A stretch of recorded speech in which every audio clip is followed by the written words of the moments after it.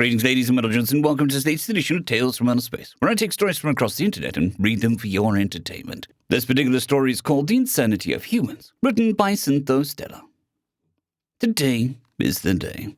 After suffering countless days and months, overseeing meaningless positions and commanding units that never went anywhere, Zan Hao finally got the orders he's been waiting for ever since he was granted leadership.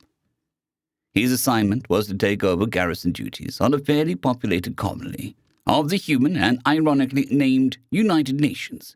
As soon as he got such notice, he grabbed any and all documents relevant to humans and began his preparations. The humans were hopelessly divided. Their so-called United Nations was nothing more than a symbolic organization, relying on the diplomatic goodwill of members than exercising any real authority. True power rested in a few of the most powerful states dominating human society. Those few who had the economics to spare carving out new territory for themselves amongst the stars, and not even to advance their race. It was purely just to gain competitive advantage over their rivals or enemies. Antennae flickering about, all of his possessions were already packed when his escort arrived, informing him that it was time to depart. Although the garrison duty wasn't frontline combat, he knew that it meant progress. No more keeping an eye on supplies for homebound units. No more prancing about, impressing the civilians with his uniform and bored soldiers. This time, he has responsibility. A world freshly occupied, whose inhabitants need to be brought in line. If he impresses his superiors with these orders, that's one step closer to actually joining the war in a truly meaningful capacity. And the only way to get their attention was to convince the defiant human population that they've already lost the war, and that it would be in their best interests to submit to the Alliance's administration. As he exited his hovercraft, looking upon the transport vessel that would take him to his charge, he spotted his sire waiting for him, Zekex, the man who he's constantly measured against. Everything he does scrutinized to see if it measures up to the decorated, experienced senior officer. "I came by as soon as I heard," Zekex said as a hopeful junior approached. "So this is it then. Your first real command, keeping an occupied world under your control, while the others focus their efforts on the remaining human forces. Are you ready?" "Always have been," Zan Hao nodded. "Trust me, as soon as you hear a new word about me, it'll be how the world became safe enough to settle. Cities reconstructed, industry running again, and the humans friendly towards us." Zekex chuckled in some response. "You've got the right attitude, but don't let that blind you. The universe is very cruel with our dreams. Always be ready to expect the worst, something you thought would never happen or have to deal with." "Understood, sir," Zan Hao nodded again. "Whatever the humans would try with my forces, we'll be ready." Zekex looked about for a moment before leaning into the younger Zexa. "Consider this a personal order from your sire. Whatever happens, come back alive." Zan Hao froze for a moment, caught off guard by that. Nonetheless, Zan Hao gave a look of confidence as he spoke. "Don't you worry, I will." "Good," Zekex sighed before stepping aside. "Don't let me keep you any longer. Get out there and make the Alliance proud." "Yes, sir," Zan Hao replied, boarding the transport promptly. Z-114-III, Alliance-occupied system approximately 500 li from front line. Zan Hao felt his heart leap into his throat, his antenna flickering erratically. There it was, his assignment. A blue gem amidst the void, and upon the viewing panel of his seat, he was given strategic information regarding the world, its estimated loss of industry and life, current forces stationed, supply schedules, the works. Time to get to work. The first thing that came to mind was that, for this particular planet, it was most diversely populated by the UN colonies. And reading translated documents of human media, he picked up on chronic cases of racial and cultural tensions. The humans are trying to resist his authority. That's a given. This is going to be a long process. He needs to be careful in what he does. If he's not, he'll just make things that much more worse. Zan Hao believes that the crux of his woes will be the internecine conflicts that arise so frequently. If he can take care of that, pacifying the human populace will be much more straightforward. "Sir, landing procedure has completed. Please depart whenever you're ready," his pilot informed him, right as Zan Hao felt his body lurch to a sudden stop. Time to get started. "So, what is the good news that you need to tell me in person for?" Zan Hao asked, leaning back in his seat. "We've won, sir," his adjutant replied with a beaming pride. As of 2 hours ago local time, the United Nations has declared unconditional surrender to us. All we have left now is the Arenarian Empire, though I'm getting word that they'll be far from simple to deal with. Zanhel let out an excited huff as he processed what this meant. Already he has a head start. The official defeat of their government, symbolic as it is, will be a massive blow to the populace's morale. That means that they'll be much more docile now, knowing that they have completely lost the war. Thank you for informing me. Anything else? The adjutant looked behind him before approaching Zanhel's desk, speaking softly. This is odd, but I just received direct orders from the Black Scales. They've told me to pass this to you as soon as you've arrived. Maintain high state of security. Assume all humans are hostile until further notice. Black Scales? Are you sure? Zanhel asked in surprised confusion. And all of them, every single one, hostile? The Black Scales are a name rarely mentioned, yet everyone knows. Operations too dangerous and sensitive for just about anyone to perform. Nobody knows how they operate, save for the most powerful of politicians. And the only talk of them is for them to come to you. Trust me, sir, I'm sure. The adjutant nodded darkly, his expression containing no trace of deceit, just fear. Zanhel sighed, unsure what to make of this. Well, all right then. Send word then. Oh, and while you do that, also inform Fourth Company to head over to Sector Nez 4 and provide assistance to reconstruction efforts. Yes, sir. He gave off a relieved appearance as he nodded, then exited Zanhel's office, with a pondering sigh. Zanhel still can't seem to quite get past this development. Why are the Black Scales involved with the upcoming officer given a post to prove himself? Why does he need to treat every single human here as a potential enemy? To enforce maximum security protocol for the entire garrison and security force. Something must be going on here. But what could it be? He was jarred out of his thoughts by his very lungs being tapped. A quick second of breathlessness and the sudden boom of thunder. Shooting out of his chair, he pulled up a security panel and tried to figure out what that was. After a few swipes, he found it. Gate I-3, northern perimeter. The stream was noisy, and he could see a crack in the protective window, but there was no mistaking it. A fireball dead center of the screen, a massive column of smoke lazily rolling upwards. A massive explosion had occurred. An accident on a vehicle. Sabotage? He got his answer immediately. His panel shut off with his input, all the lights cut out, and then, although smaller, several more thudding booms sounded out.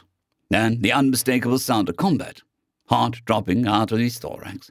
He dashed over to his desk and withdrew his sidearm out of his quick-reach spot. Commander Zanhel, sir, his adjutant barged in.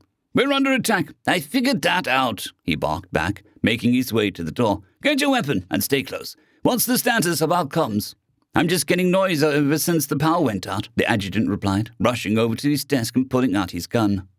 Okay, then we round up whatever soldiers we can find and make our stand here, Zanhel stated. The UN has been defeated, and none of the Iranians have made it this far behind front lines. We'll just have to hold out until reinforcements arrive to relieve us. Just stay calm and keep close to me, Jex. I'll check and see if the hard comms still work, the adjutant Jex announced, rushing to his station. Zanhel immediately began watching every entrance to the room, his weapon at the ready. And then things got even worse. Muffled, faint, yet still audible, he could hear quick screams cut short, erratic shouting, and the final confirming evidence, a single gunshot. Jex, we've got enemies inside the building, Zanhel warned cribbly. What? Jex replied meekly. He's starting to panic. Quick, get everything you can and to barricade the doors now, Zanhel ordered, already grabbing one of the waiting seats. Jex stumbled about for a bit before he regained his senses, quickly joining the effort. Within at least a couple of minutes, they'd managed to put up some kind of defense. The doors have been blocked off, and they've erected a quick second fortification with what's left. Zanhel continued to watch the doors, always ready for any kind of movement. He tuned out the nervous breathing of his adjutant. His focus completely on being ready to fight. His heart jumped when he heard a clattering on the door attempting to open. He could hear the muffled voices shortly after. Those must be humans. This can't be a revolt by his own men. Searching himself, he found that he still possessed his auto-translator. Anything he can get will no doubt be of immense help. Got anything? To open this quickly, hell no. We gave most of our explosive shit to the jihadists. Shit, we don't have the time. Though we don't want long before the others realize what's going on. I got an idea. Get back. Zanhel's entire body surged when he heard the metallic sound of a gun being readied. Jex, down! Chaos ensued. The human on the other side was riddling them with a storm of lead. dust filling the air and splinters of all kinds violently launched around. The harsh cracks of the metal rounds flying over him. All he could do now was pray that he survives this. That's all he can do. He can't move. There's no better cover around. He fought to suppress his instinct to flinch each time a splinter hit his body. After an agonizing eternity, it finally ended. Good shit. That had to get them. We can't assume, dude. We need to make sure he's dead. Oh, so we'll just spend the night kicking the door down then? How are we going to get in there? Hey, shut up. Orders coming in. Okay, shit. We got baddies coming, but Brass has a plan. Just stay here and sit tight until further notice. Ha! Well then, in that case, who gets to kick that down first? Jax, this is bad, Zanhill stammered, struggling to keep himself together. They're organized and well-equipped. Those soldiers better break through and help us, or I don't think we will make it. Zanhill expected some kind of response, but he received none. In fact, now that he focused on it, he can't hear breathing anymore. With every piece of his image dropping to the floor, he ever so slowly looked to check on Jax. He was dead. Head broken apart, an eye dangling below his mantle, and his skull, though broken apart, lies empty. Blood pooling in terrifying volume on the floor below. Zanhill's vision went white. I don't care what you have to do. We're moving now, Company Officer Nessa shouted. As soon as he heard from the other companies that they too lost contact with base, he knew something was wrong. Sir, an infantryman muttered weakly. What is it? Nessa replied with a scowl. The humans, they're all going away. Look. The soldier pointed. Nessa followed and saw what he meant. The humans, the tattered remnants of the once independent race, are moving en masse away from them, some of them even running. At first he thought that this was suspicious, but after looking at the scene of his men, scrambling to return to their transports after regrouping with their squads, he decided that the humans realized something was happening and wanted no part of it. Ignore them. They know we're not in the mood for games, Nessa sighed. Get back with your group. We need to get back to base right now. Yes, sir. The soldier immediately saluted and then rushed off. Boom! Nessa stopped in his tracks. He thought he heard the sound of a bomber, but stood still to confirm. Boom! Bombs incoming! Nessa screamed at the top of his lungs, and right on cue, the whistling grew rapidly.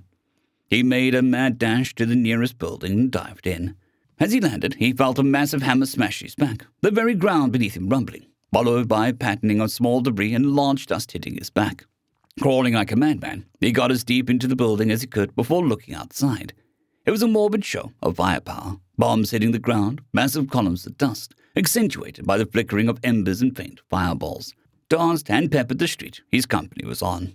Checking his weapon, he readied himself for what must be inbound combat. On and on it went for ages before it finally ended. He waited for an agonizing period of time before he found the courage to get outside.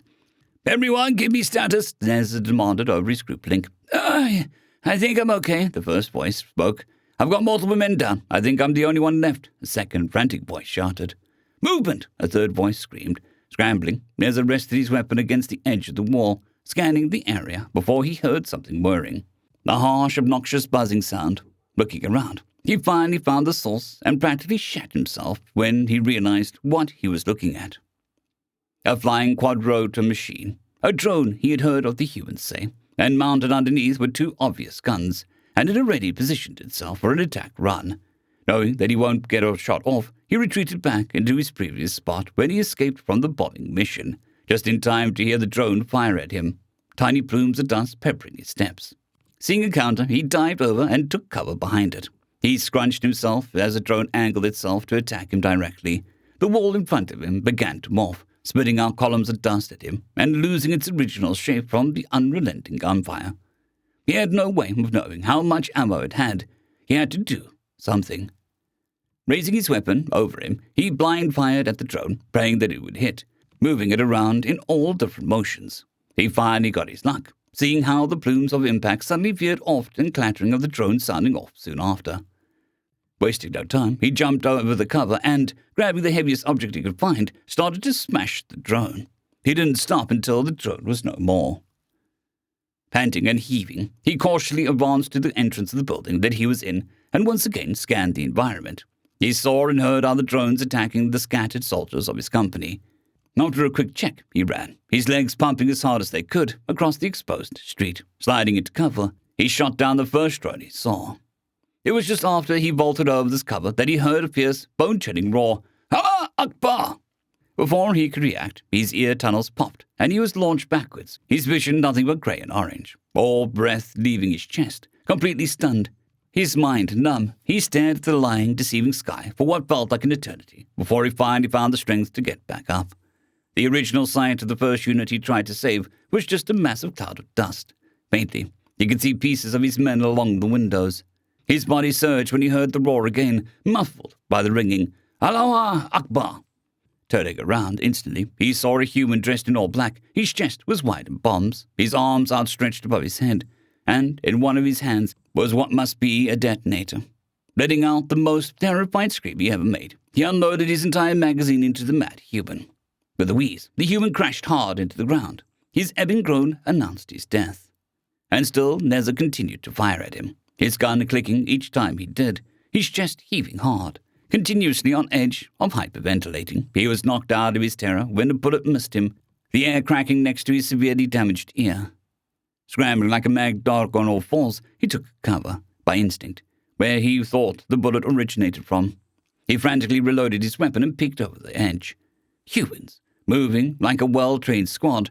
They were wearing casual clothing, just like the civilians he saw while stationed here, except these ones had a layer of military gear on top of them, with weapons he instantly recognized as UN firearms. "There, by the old fountain," one of them shouted. "Fuck him up," another barked. "John, suppressing fire now."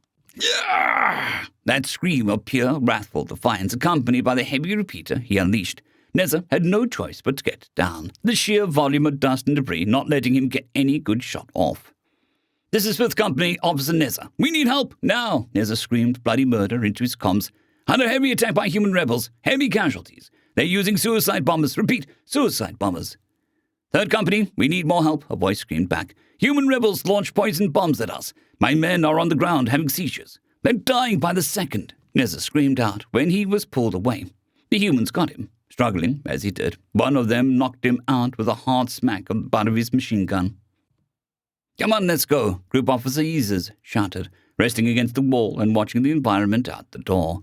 "We're supposed to have been gone 5 minutes ago." The human lost his mind as soon as the gunfire erupted. Group Sub-Officer Hez explained with a sigh. "We had to use up all of our chems just to put it back into a docile state." "Sir, is this it?" Repeater Specialist Kiz muttered. "Is this the Moonland Protocol that we've been hearing about?" "We'll figure that out later. Right now, focus on getting an exit off this planet." Yiz's sighed, looking out the door again. "United Nations is gone, and the Naurans haven't broken through the front lines, so we still maintain void superiority." "Sir, comms equipment is packed up and ready," Comms Officer Zan reported after jogging out the room. "Good. Did you pick up anything before shutting down?" Zan paused for a moment. "It's bad, sir. 3 companies down. The first were wiped out by missile bombs. The vast majority of the 3rd was poisoned, and the 5th encountered a human company that had suicide bombers, drones, and UN equipment in their ranks." "This must be the Mulan Protocol." "It has to be," Kiz said firmly. "Where did the civilians get all of this?" "I said, worry about it later," Yizes barked. "This entire world has just become hostile, and we have an important target to extract. Now tell me, we can leave now." "We can leave now," Apothecary Nolez said, grunting as he struggled to hold up a very large container in his back. "And preferably quick. The human's heavy." "You heard him. We're leaving," Yizes announced. "Suzanne, as soon as we get back to the base, Zax, try to figure out what happened and re-establish contact with the fleet." "Got it," he replied, weapon ready. Just before they left the run-down building, a human-made small metal can suddenly clattered on the floor. Everybody almost instantly turned their weapons onto the source, ready to blast whoever it was. Nobody was there. Yizes looked over at Hez, who had a puzzled expression on his face. "Hez, what is that?" I remember that thing," he replied, still processing something in his mind. "It wasn't on the edge, it was a square in the center of that box, so, unless your voice is that powerful, which it isn't, I got a bad feeling about this." Yizes stared at the empty space behind the box that formerly held up the can, now was also trying to reason how it happened. And, as he did, he noticed something. The wall. It seemed wrong, like something would change appearance when submerged in water. Then it moved, and then it fired. It was a rapid repeater. Yizes dived out of the way into cover. He then saw Hez go down, crumpling like a figurine whose strings were cut, puffs of blood marking his fall. The rest of his group fired blindly at where that thing was, an odd mixture of discipline and surprised panic. The gunfire stopped when Yizes heard the box's screeching movement and the clatter of fallen weapon. Peeking over, he saw what the thing was. It was a human, fallen face first into the ground, red blood slowly flowing below it. Not wasting a moment, Yzez scanned every angle of the room as he managed his way over there, moving past the bewildered, shocked groupmates, who slowly began growing vengeful once they realized what happened to Hez. Yzez turned the human onto its back. Its head was covered in some fabric, exposing only its eyes and a small area around them, which was covered by something he immediately recognized. It was a United Nations visor, something he encountered only when he was fighting their special forces. In addition to the standard vest and equipment, he saw something new. A harness that gave off a harsh but low whining sound. Just as he was about to try and remove it, it suddenly turned a harsh white, nearly blinding him. Recoiling back, he then smelled burning flesh and the faint sizzling and popping. The harness was disintegrating itself. Must be a fail-safe measure to prevent capture. But he didn't care about that fact. All he cares about is the United Nations ghost, the human's equivalent of the Blackscales, and that they're here. "Everyone, we got ghosts," Yzez declared grimly, turning to face them. "And not only that, but we've just confirmed that Intel's worried about. The humans have developed illusion tech. They can hide in plain sight, and we'll never know they're there." "What do we do now, sir?" Kiz asked meekly, letting his arms go limp while holding his heavy repeater. Yzez saw Nellas checking on Hez, who stood up and, without words, informed him that he was gone. "The only thing we can do," Yzez sighed. "If we stay here, the ghost will have the luxury of setting up a perfect trap. We have to get to the base, right now. We'll give our respects to Hez once we're out." "If it's anything from what I'm hearing on comms," Zizan spoke with a concerned voice, "not only will we have to deal with the ghosts, but also an entire planet who just summoned an entire arsenal out of nowhere." "We're Blackscales. This situation is where we thrive," Yzez reminded him, mandibles somewhat spread. "Okay, check your weapons and let's go. Assume every possible angle is hostile unless confirmed otherwise." One by one, in fluid motion, the group made their way out of the building, checking corners, windows, hidey holes, every conceivable spot anyone could use to get the upper hand. But not only that, they gave extra attention to their efforts now that they knew what they were facing. And the sounds definitely reinforced the fact this planet is now under full-scale revolt. Gunfire, close and distant, suffocated the air, periodically mingling with the distant booms of explosions and bombing missions. As they moved through the alleyway and onto the main street, they spotted a single human rebel opposite them. Despite wearing casual clothes and not the United Nations uniform, they were ready for war. Ammo harness, shaped armor, and a comms device on the side of their head. And then the human spotted them. "Yo!" it shouted. Yzez instantly dropped it with 2 round bursts. The human collapsed with a wheezing grunt. It whirred for a moment before falling still. "Zizan, check it. We'll cover," Yzez ordered. Zizan, after checking both sides of the street for any of the human's friends, immediately dashed over, making sure to minimize how much exposure he gets. Once on the other side, Zizan slowly approached the human body and delivered one more round into its head. "It's dead," Zizan reported. "Coming back." Zizan made his dash across the street. Right as he reached halfway across, a distant crack rang out. The next thing Zizan saw, Zizan had split in half, his upper body slightly spinning in the air as his lower body crashed to the ground. Several thick strings of blood shooting out of the side. "Zizan!" Kiz screamed. Yzez fell to panic for a moment before a memory forced itself into his mind. A burst of realization when he remembered reading the various reports of the regulars' engagements after the Alliance began occupying UN colonies. The documents he was cleared to receive from Blackscale intelligence. Sniper, a precision gunman, humans trained and equipped for extreme long-distance shooting. If there's one thing that Yzez won't deny, it's that the humans have found ways to take one thing and make it work for a variety of different situations. "Everyone, stay where you are," Yzez shouted. "There's a human sniper. They got the street secured." "But we can't leave, Zizan. He needs help," Kiz shouted back. "You saw what happened to him, Kiz." Nulas shoved him against the wall to ensure that he doesn't do anything stupid. "He's dead the instant he took that round. There's nothing we can do for him." "Damn right you can't," a voice crackled. The Blackscales raised their weapons, though they froze when every single one of them felt the cold metal of a gun pressing against them. And then the ghosts revealed themselves. One stood apart from the group, arms crossed. "We've got you dead to rights, Bugs." The ghost cackled again. "As much as we'd like to do some pest control, I'm feeling nice. Drop your weapons, or get dropped." Yzez fought to control himself as he examined every possible action, every word. Try and get his group out of this. But the more he thought, the more it became clear. And it was when his heart dropped to the ground, a real calm flowing over him, that he dropped his weapon. Kiz and Nules, after a moment of hesitation, followed suit. Zanzla aligns homeworld. It was all a blur to him. The last thing he remembers was receiving a call from a trusted friend who works intelligence. That the world he's broodling was assigned to has fallen into revolt. That contact has been lost with the main garrison. Sir, he's not accepting visitors. The adjutant protested as the Gex charged past her, slamming the door open. He saw the Admiral General at his desk, who was frantically sorting through reports. The admin stopped when he spoke, Zakex slamming his hands down onto the desk. "What in the Queen's name happened?" Zakex shouted in his face. "Why is it, the moment my brooding gets posted out of home security duties, the world he gets assigned to falls to a massive result?" I'm sorry. What? The admin responded in absolute confusion. "Out of every possible world to watch, the one he's assigned to immediately falls to rebellion when he landed." Zakex continued to shout, mind completely enthralled in red rage. But what? No, it's not just that world, the admin tried to explain. After a moment, he gave a sigh and leaned to his side to speak with the adjutant. "The door, please." With an apologetic nod, the adjutant closed the door.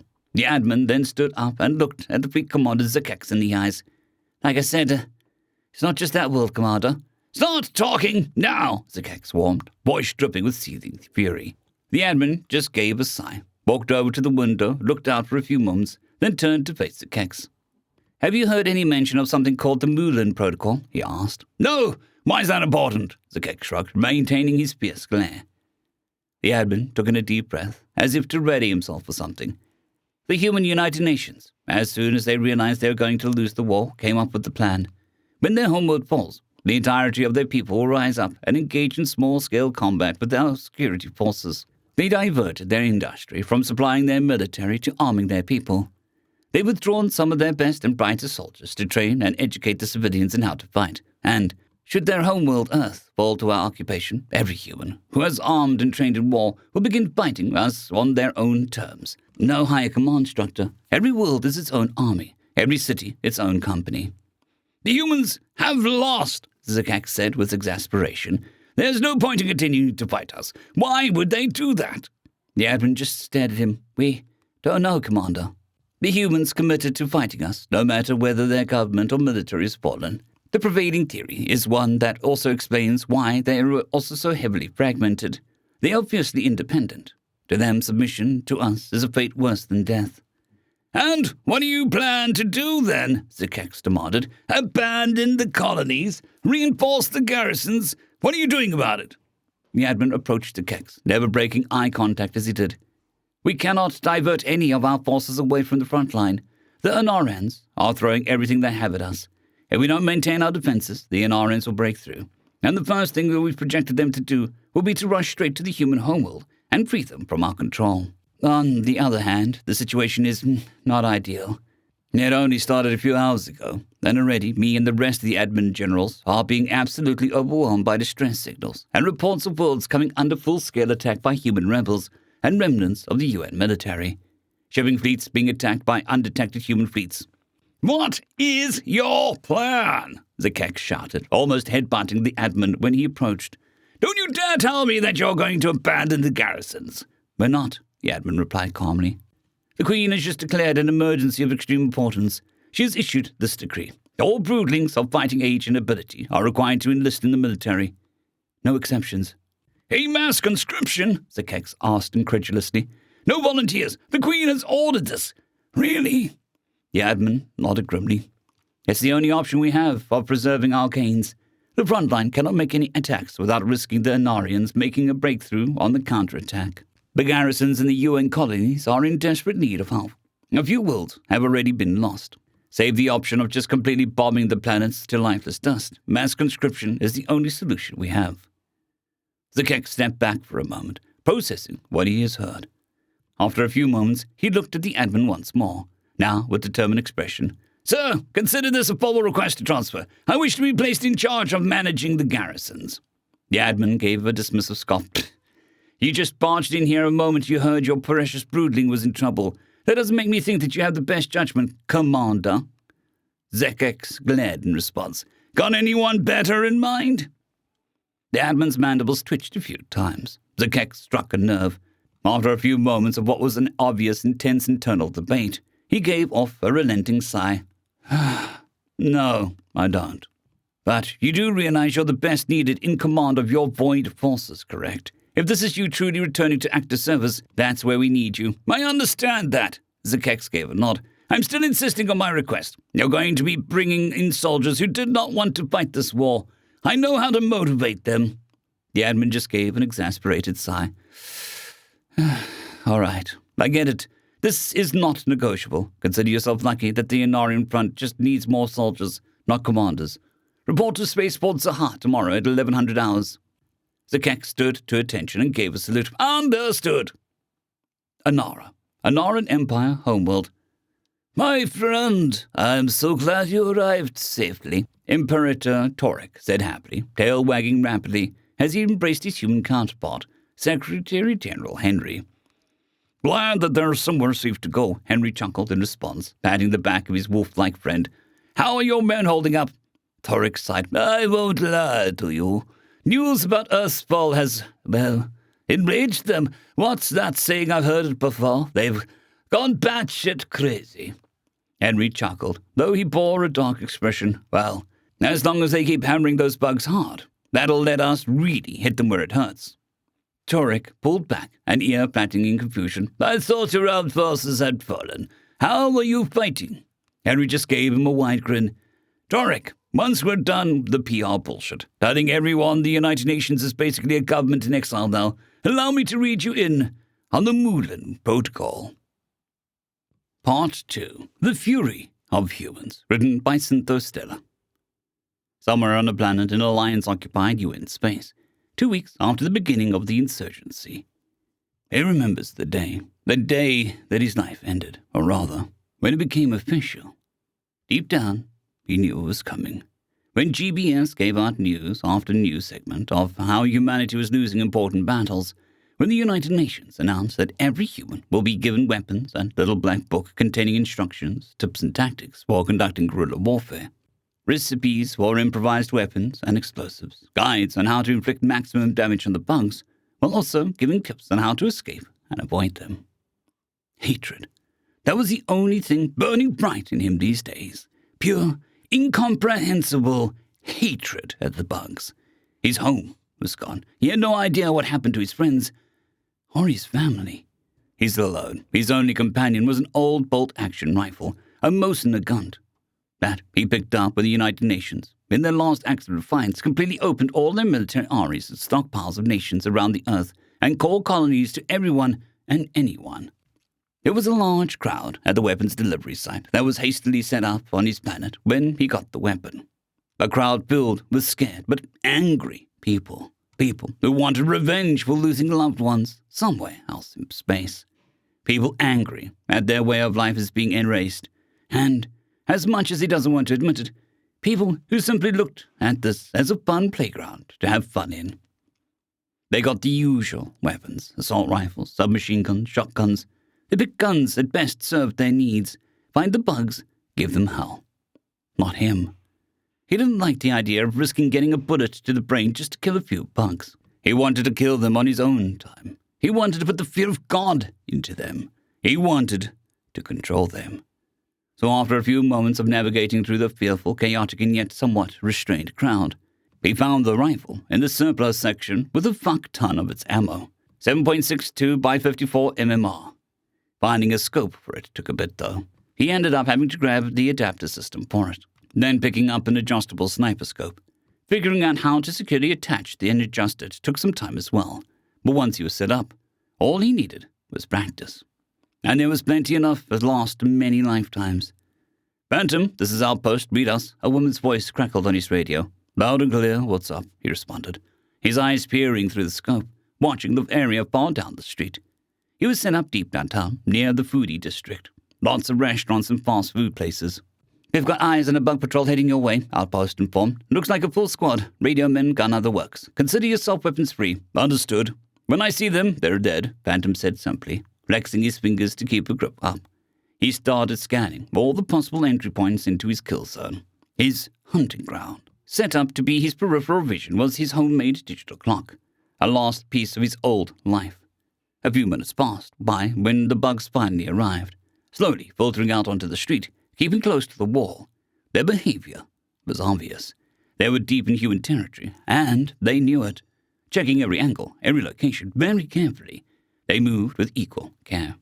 Suppressing this spike of excitement in him, Bantam began working to control his breathing, control the motion of his trigger finger. Once he was certain the entire squad appeared, Bantam just needed a moment to identify the squad leader. Staying true to their tactics, the leader is at the front, with the radio operator close by. Once he nailed their projected path and speed, he made his move. Breathing out, slowly depressing the trigger, he made the shot. A massive crack that, as of now, no longer startles him. Dust and small debris in the small radius around the gun's nozzle shot away from the shockwave. The gun kicked his padded shoulder despite the bipod he found some time after getting the gun. The leader's head exploded in a shower of gore and misty green blood. The body instantly crumpled. The radioman close to the leader had his face drenched in the remains of his leader. Thanks to the constant practice, in addition to the helpful benefit of keeping the weapon clean and greased, Bantam chambered the new round in no time without error. In the meanwhile, he saw the slow process of realization, stunned shock, confusion, surprise, then unadulterated terror. The squad immediately scattered, diving into cover. He could hear their distant, faint shouting. It made him cackle, his mouth forming a wicked grin. This was where he found his joy, watching the bugs descend into mindless terror, not knowing what happened, dancing to his tune. Just as they had done to him, he will ruin their lives, and there's not a damn thing that they can do about it. "Outposters, Bantam, squad leader dead. Want me to leave the squad or finish him off?" he radioed.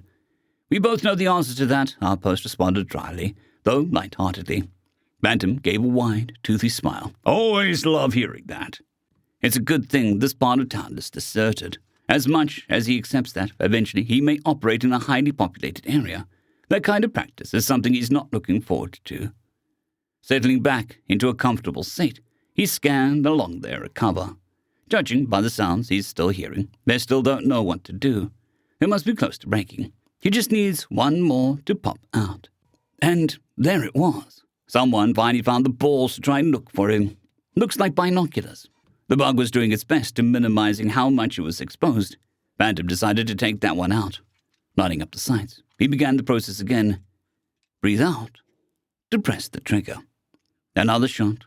Another hit. This time, in addition to the head exploding, there was also disintegrated electronics and plastics that shot out to add to the violent puff of death. He chambered a new round. That's 2, 3 left. When the echoing sound of his shot faded, he heard them break. The shouting started again, but now there was a frantic screaming. He saw sudden, jerky movement behind the cover. The squad's falling apart. And there it is. One of them managed to get away from their more disciplined friends, hightailing it across the street, running with wild abandon, mindlessly focusing on escaping. Tracing the path for a moment, Bantam calculated where and when it'll go. Focusing more, he delivered his third shot. But this time, not to the head, to the thigh. The bug crashed hard into the ground. Bantam saw a small puff of misty blood appear on hit. He rapidly chambered his third round. And waited. The bug had turned on its back, writhing. Bantam could hear the hysterical screams of pain. It made him cackle more than previously. Looking back to their cover, he could see them desperately figuring out what to do. Several times he saw one try to make the rescue, only to be forcefully pulled back into cover. Looks like some of them are smart, others not so much. He started to grow impatient now. Putting his backpack close to him, he opened up the lower pocket and fished out a round, armor piercing. He let the unspent round fly out, catching it when it began to fall. He then loaded the AP bullet and chambered it in, setting the neglected round neatly on a chunk of rock next to him. He then spent several seconds studying where they were, watching their movements. As soon as he felt confident, he made the shot. The round kicked up a big dust cloud when it pierced the chunk of concrete. For a split second, he grew worried he made a mistake. And then he saw several of the bugs pop out from each side, falling to the ground and looking back. He got a hit. And that finally did it. They all started running. Quickly grabbing the fresh round, he moved. He mentally noted that he had 2 shots left. Damn. Looks like there will be survivors. Still, he killed off those he could. 5 shots, 5 bodies. One of those bodies was desperately screaming at their cowardly friends when trying to crawl with them. Bantam is seeing the blood now. There was a lot of it. Either he pierced a vital spot, or the sheer force of the bullet ripped it apart. "Outpost, Phantom here," he said on the radio. "4 dead, 1 dying, and the rest, well, they have nightmares." "Good enough. They're pretty determined to take our homes, so there'll be more another day," Outpost replied with satisfaction. "Hope you got more bullets, though. Brass thinks it's time." "Oh, is it?" Phantom asked curiously, a twinge of excitement. "Recon says that the shit we're doing here really has decimated the occupying forces," Outpost explained. "And we're not hearing word of reinforcements coming in, so now's the best time as any. You know where to go?" Phantom was already packing up. "Yep, on my way." Z-114-3, 4 weeks after the beginning of the human insurgency. Zakax felt sick to his stomach. The hasty, last-minute collection of soldiers and ships the Alliance could scrounge up had arrived at their destination. The world that his broodling Zanhal was assigned to. The soldier in Zakax told him that he was gone. Too much time has passed. There's a very low chance of him surviving. But the sire in him is demanding hope. Continue to believe that the Zanhal is still out there, surviving. "Fleet Commander," his second, Kij, called to him. "We just established communications with planetside forces." "Let's hear it," Zakek said, outwardly a casual, composed officer. Inside, though, a nervous wreck who just wants to know if his broodling is alive. The Omnicron screen flickered to life. On it was a comms officer who had survived hell. The scene behind him was a mess, a dark sign of the situation. "This is the 405th Security Unit. The planet is hostile. I repeat, the planet is now hostile. Human forces have overwhelmed most of our companies and are now in control over a vast majority of this location." 405th Fleet. This is Fleet Commander Zakax of the 23rd Rapid Response Unit, Zakax announced, tailoring his tone to be as reassuring as possible. "What's your current status? What's the situation at the security base?" "We're barely holding on as it is," the officer replied, his voice breaking in relief. "The humans have been absolutely relentless in their attack. We're losing good soldiers every single day. We can't hold out any longer. We need support right now." "Understood. What are we looking at?" Zakax nodded, fear rising in him. "And where is the base commander? What happened to him?" "Humans took us completely by surprise when they rose up," the officer explained. "By the time that was left, our companies came back. Most of our on-site officers and support personnel were eliminated. Commander Zanhel is alive but unable to command." A bittersweet surge of emotion rocked Zakax. His broodling is alive, but he's also in a condition where he can't lead his unit. "I'm sending every soldier we've got to your location, but I need you to tell me what we're dealing with. What exactly are we fighting here?" "Humans equipped with United Nations gear," the officer started. "Training too, by the reports and companies provided. But there's more. They have poison bombs at the ready. 1 breath and you're on the ground having a seizure. And if that doesn't kill you, you have suicide bombers, insane humans who'll run up to you with bodies wired in high-explosive bombs." Zakax couldn't keep his composure. He had to lean over his command console, give himself time to process what he was hearing.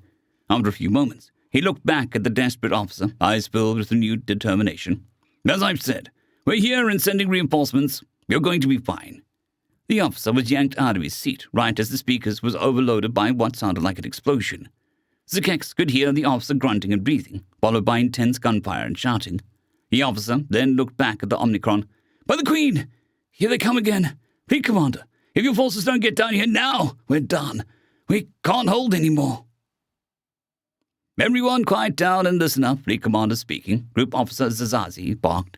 His group immediately obeyed, being jerked around by the turbulence burning through the planet's atmosphere. "The situation is bad, really bad," Zakax began with a sigh. "The base is under heavy attack. If we don't get down there and provide support, we'll lose the base, and with it, the entire world for good. The security group has taken extreme losses since the rebellion began, and their commander is incapacitated. Make no mistake, we're the only ones who can keep this planet from falling to the rebels. Group officers, I'm authorizing the fleets to provide fire support when needed. Be aware, however, human rebels are launching sneak attacks on our supply network.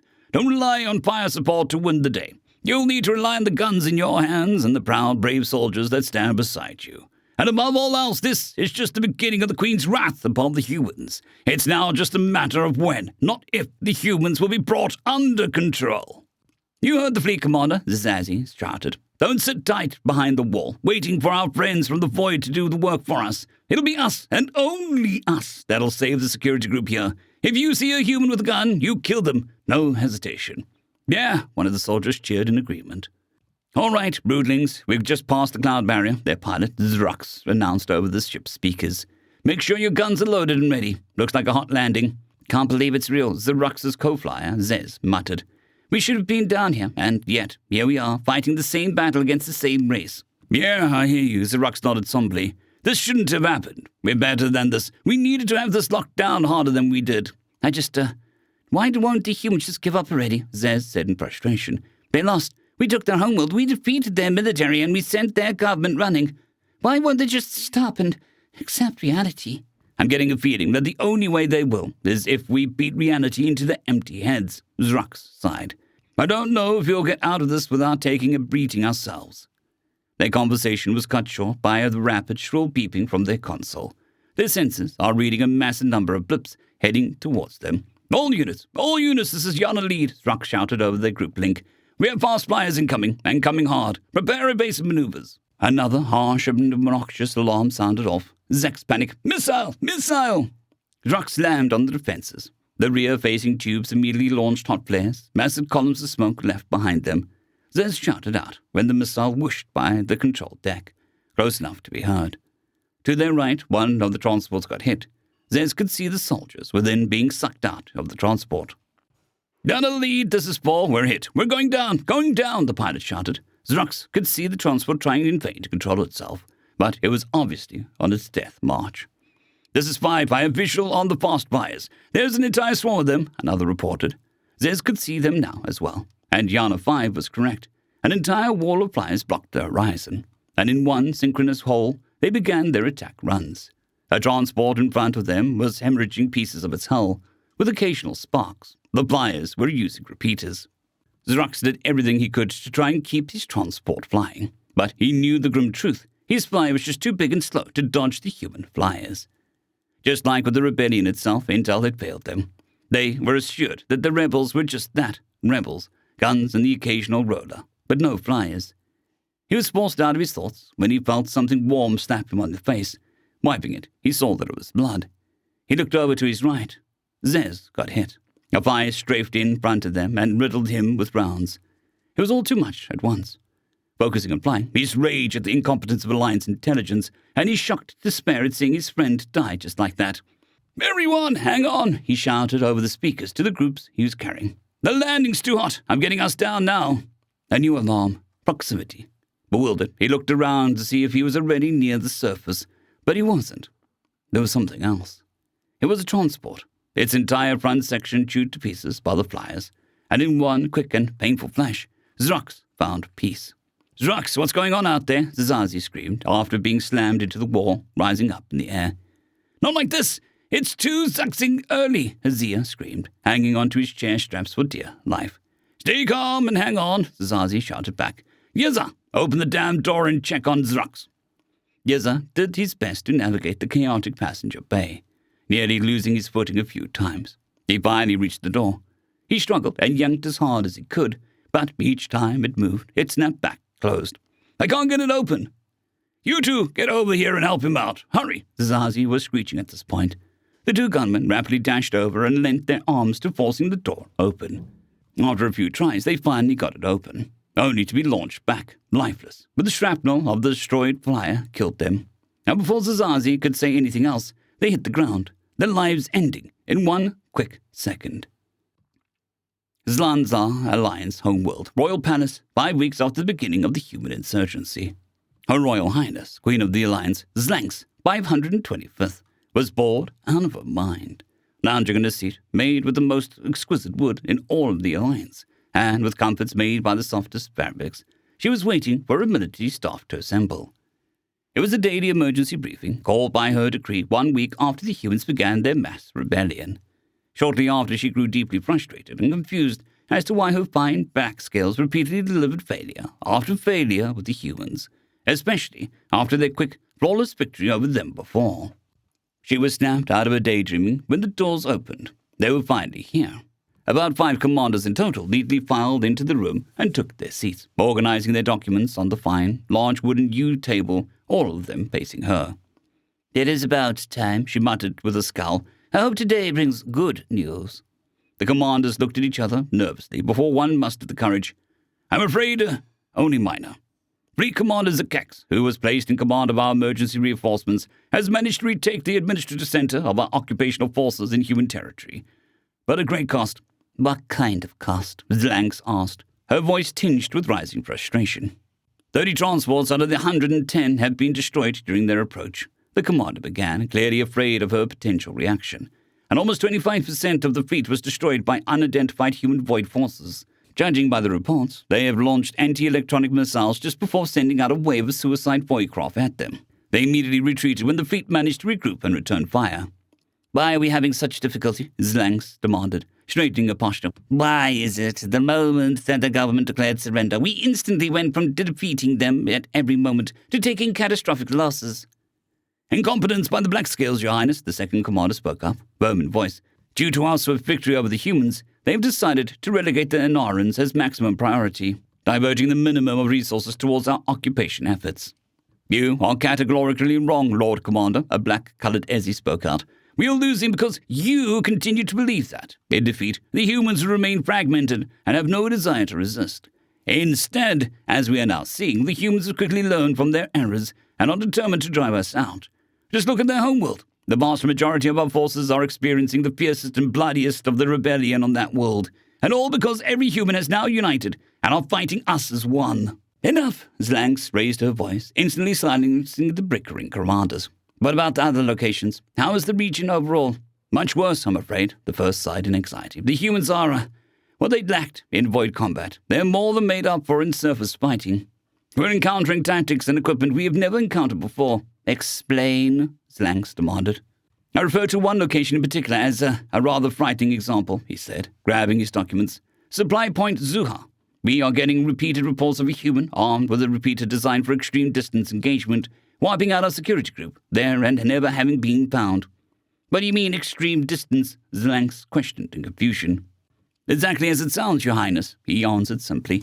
Using special-made bullets with special repeaters, we are encountering humans who possess the ability to kill our soldiers at distances beyond what we can see.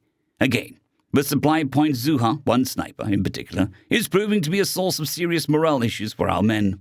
He is known as the Phantom. Well, I'm sure it is just propaganda. Phantom is reputed to have earned over 100 kills on Zuha alone.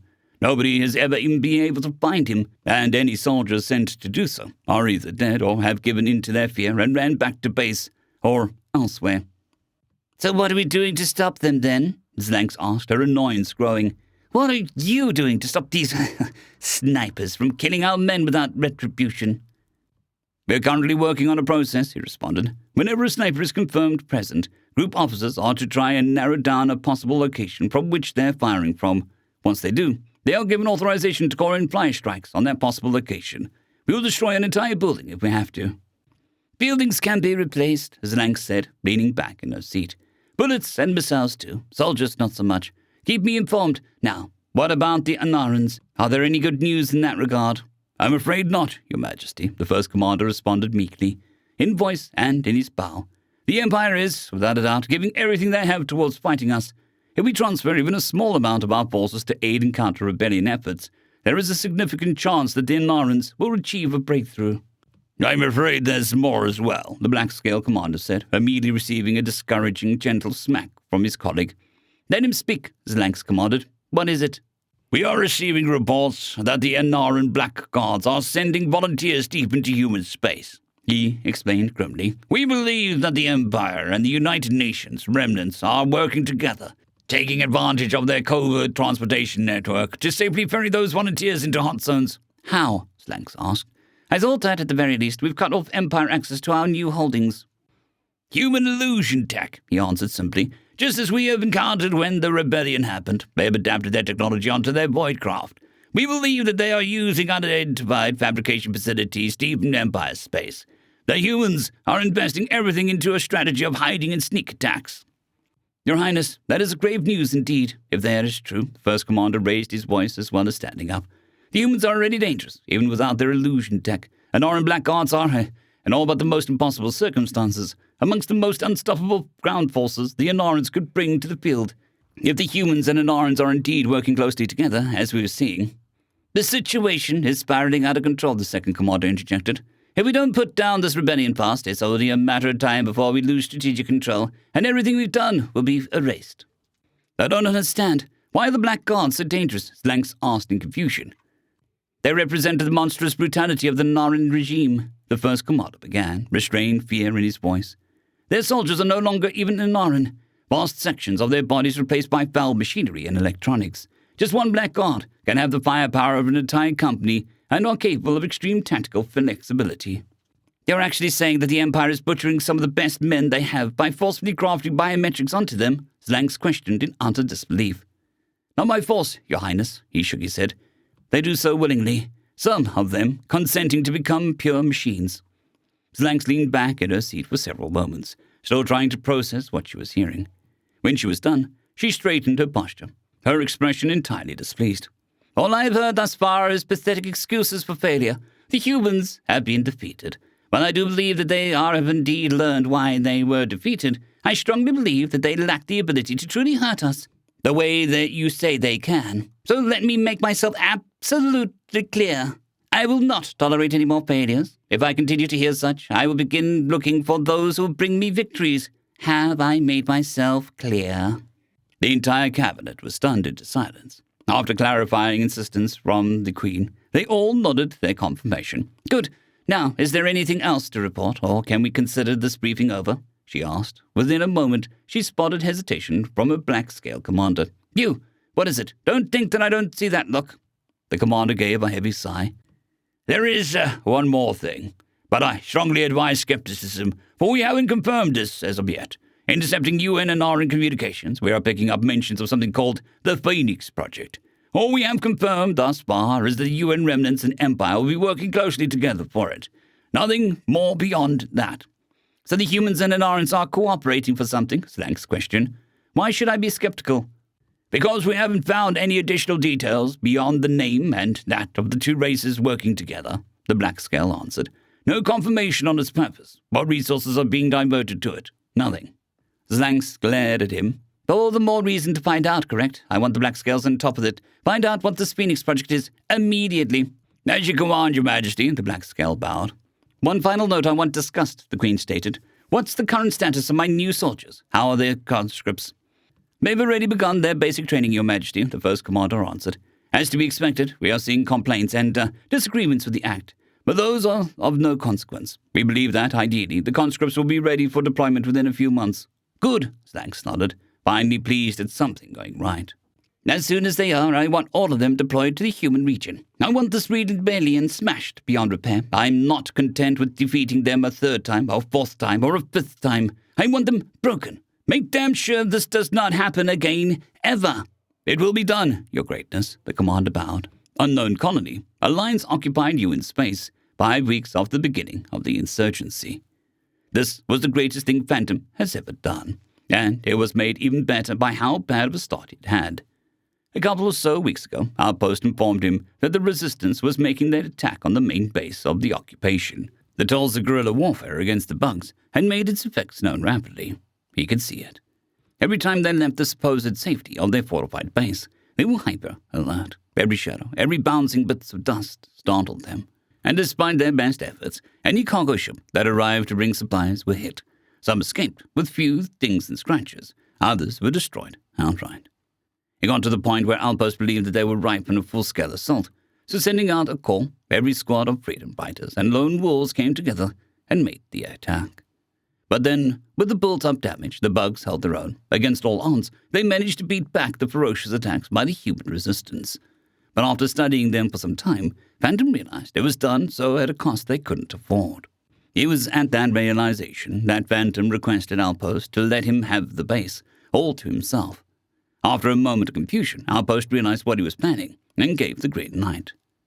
Now fast forward to today, and he was done excruciating damage, picking off officers in the very command posts, sniping bugs as they lie sleeping in their own beds. Hell, using the AP rounds he'd stockpiled. He even had some fun sniping the pilots as they made their landing procedures. It was the most hilarious sight to him, the ship suddenly lurching forward, crashing into their structures. One even exploded. Looking around as he usually does, the philosophical damage is starting to show. The bugs have retreated to their more fortified structures, covering up the windows, as high up and small as they were, rarely going outside now. Their supplies either far less than expected or completely burned up. There were a couple of times in the beginning after the attack that the bugs sent out small patrols to try and find him. However, as amazing as it is, Phantom is starting to think that the bugs have no concept of sniping, and if they never learn the concept of extreme long-range precision, that also means that they have no idea how to counter one. All he had to do was find a nice little hidey hole and get comfy in, wait for a period of time, and then just come back out and relocate. He had taken out so many bugs, they can't even afford sending out search and destroy squads now. They're completely helpless before him. That very thought always makes him grin like a madman. Phantom, heads up, we're tracking a bug ship inbound to base, Outpost said over the radio. Looks like another cargo run. Got it, I'm ready, he replied, growing excited at causing even more mayhem. I've got to say, Phantom, she continued, for someone who's never been in the military, or hell, never shot a gun before, you got really good, really fast. I don't know, Phantom shrugged. All I've been doing was just picking some random out-of-the-way spot and just started shooting. Hell, I'm still missing some shots. But my end, I can't really tell, Outpost gave a chuckle. You're doing a fuck ton of damage to the bugs. That's all we're looking for. And that's all I'm providing, Phantom replied with a grin. He started to hear the roar of the ship's engine slowly grow, signaling its approach. Ship's arriving. Time to concentrate. Understood, Outpost responded. It was just as before. The ships approached at an angle to the base. Based on tracking their movements, they still need to account for the atmospheric burn-in when changing between flying in space and flying in air. And just as before, Phantom is waiting until the ship is just about to make its landing before taking the shot. That also reminded him. The bugs do realize that a human is literally shooting the pilots dead. So they try to make their replacements change their heading on landing. Phantom finds this hilarious as hell that the new heading they chose were facing exactly where he relocated. Something that he actually didn't intend, but that just makes it even funnier to him. If anything, he's actually started to wonder why they didn't switch to paradropping their supplies onto the base. Maybe that's another thing they never learned. Phantom can't tell if he should be humiliated or not that the United Nations got their answers handed to them by a race who just weren't that good at fighting as humans were, at least in terms of tactics and maneuvers or whatever. It was then that he had an idea. Grinning, he decided to continue torturing them. He'll let the ship land, see where it goes from there. It took the ship several minutes to finally be approaching the base proper. Its thrusters roaring loudly. It lazily turned towards the center of the base as it gently lowered itself onto the main landing pad. But then it stopped, hovering just short of the pad itself. Phantom thinks that it just now discovered the wreckage of one of the ships who just got the worst luck out of everyone. After another few minutes of agonizing patience, the ship finally decided to brave the scene and land. The thrusters whined into silence. Its rear hatch opened and formed a ramp. That was when the pilot, or maybe a crewman, carefully walked down the ramp, constantly looking around, seeing if there was any danger waiting for them. If only they knew. Hey, Phantom, Outpost asked on the radio. I got an Anoran here who wants to talk to you. Says he's representing Phoenix or whatever. Think you might want to hear what he has to say. Anoran? As much as I'd like to see one, what are they doing all the way out here? Phantom asked in shocked confusion. Let's find out, Outpost responded. After a few moments of silence, a male voice introduced himself. Phantom, this is Major Unra of the Onaran Black Guards, representing Phoenix. We've heard about you both from Intel, Alliance, and Communicators, as well as various resistance cells we're in contact with. You have a skill set that we're very interested in having.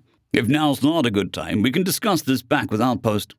Now he's interested. Not only that, but people are talking about him. Bugs and Anorans even. The thought of that put a smile on his face. I'm not doing anything important, Outpost. Send him my way. Should be safe enough by the time he gets here. Excuse me? What about the base? Outpost asked incredulously. As soon as the bug crewman came running like a madman out of the base, he took his shot. Impact. Square in the chest? Thorax? He didn't care. He got a kill shot. Like I said, it should be safe enough. There was a few moments of silence before a response came from Outpost. They're on the way. Behave all right. I got a feeling they're the real deal.